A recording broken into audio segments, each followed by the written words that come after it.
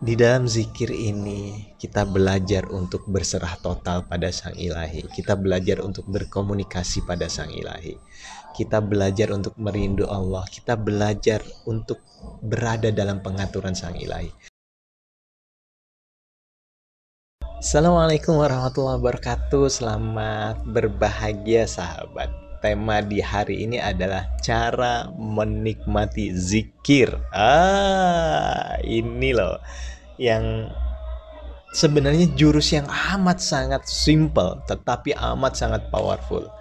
Sayangnya banyak yang tidak paham betapa banyak kita berzikir hanya karena ayat ini saja. Ya ayyuhalladzina amanudzukurullaha dzikron katsira.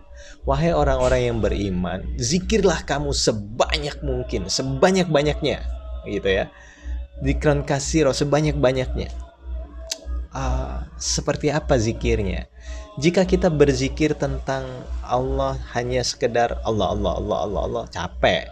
Di saat kita berzikir tentang istighfar, astagfirullahaladzim, astagfirullahaladzim, astagfirullahaladzim, astagfirullahaladzim, capek.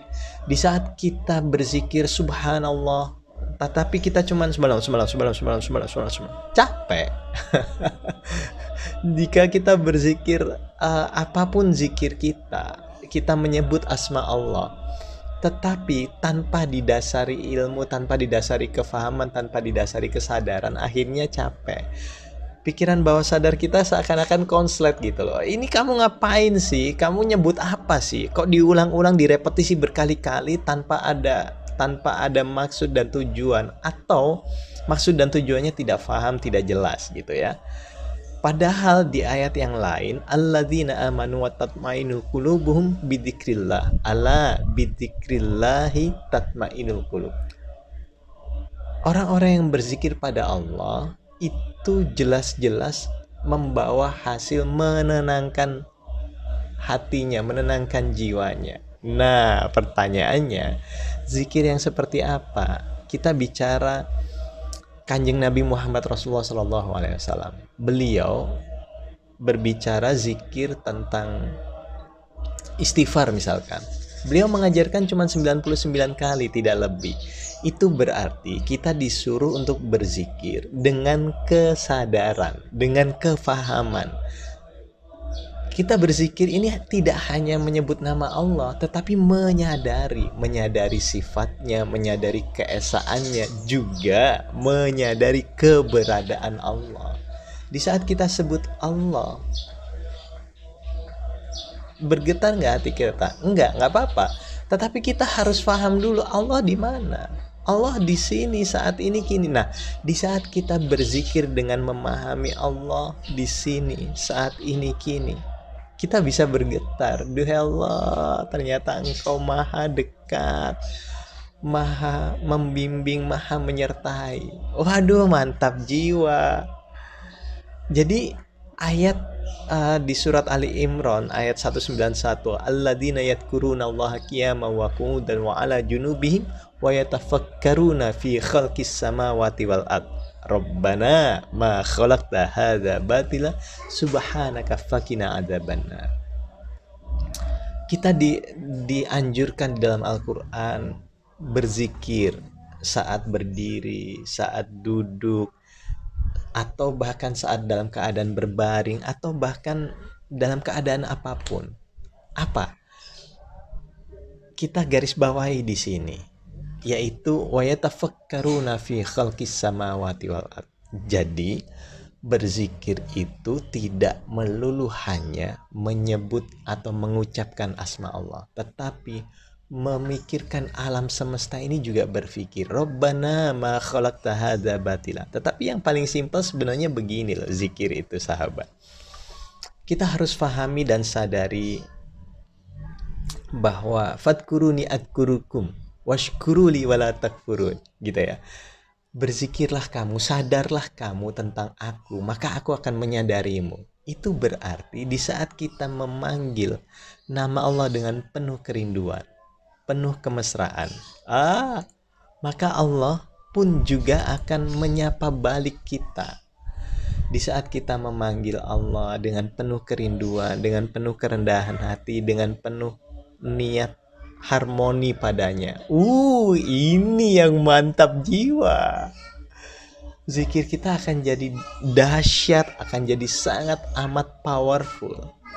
Di saat kita ada kecemasan, ketakutan, kekhawatiran akan masa depan, diam sebentar lalu berzikir, duhai Allah, mohon maaf, mohon maaf, mohon maaf. Lalu bersyukur, alhamdulillah atas segala nikmat karuniamu. Dan aku izinkan diri ini menjadi saluran keberkahan, keberlimpahan bagi siapapun. Itu kan zikir namanya, ya.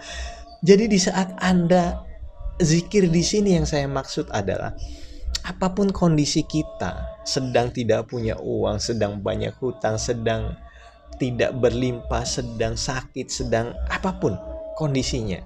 Di saat ada kecemasan, ketakutan, kekhawatiran akan masa depan, stop, sadari, terima, istighfar, lalu mulai berkomunikasi mesra pada Sang Ilahi. Duhai Allah, mohon maaf, aku takut, aku cemas, aku khawatir. Aku lupa bahwa Engkau maha dekat, maha membimbing, maha mengatur, maha mengharmonikan diri ini. Lalu sapa Allah dengan penuh kemesraan. Allah, Allah, Allah, Allah. Waduh, indah sekali. Jadi it's okay kita masih takut, it's okay kita masih cemas, it's okay kita masih khawatir. Berhenti sejenak dan berzikir. Inilah zikir yang membuat hati kita tenang, pikiran kita tenang, tubuh kita damai, dan vibrasi kita meledak gitu loh sahabat. Jadi apapun kondisi kita, terima terlebih dahulu, akui, dan mulai pakai jalan zikir untuk menyadari Allah. Menyadari Allah dan kembali pada pengaturan Sang Ilahi. Seperti ini zikir yang indah yang saya dengarkan di saat saya bergemuruh atau di saat saya cemas, takut, khawatir.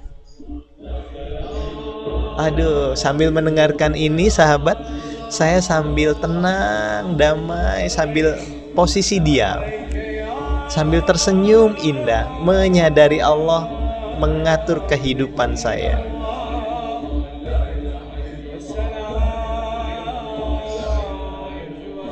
Aduh, indah, indah, mantap jiwa. Aduh, coba di saat kita benar-benar menyadari Allah, kita menyebut Allah saja itu sudah bergetar loh. Tetapi menyebutnya dengan kesadaran, iya kan? Apalagi zikir ini nih. Aduh, Allah, Allah. Tetapi ini dengan kesadaran menyebutnya. Mantap loh ini. Coba dengarkan ya.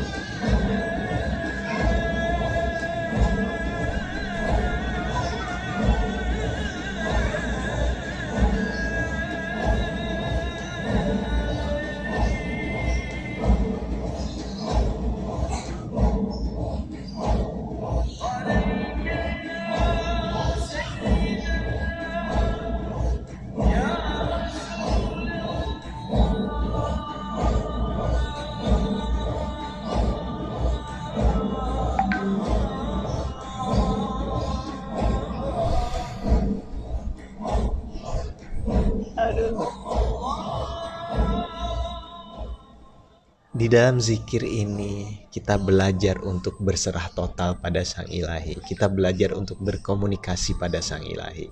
Kita belajar untuk merindu Allah. Kita belajar untuk berada dalam pengaturan Sang Ilahi. Kita benar-benar belajar untuk menikmati kondisi yang diberikan Sang Ilahi pada diri kita.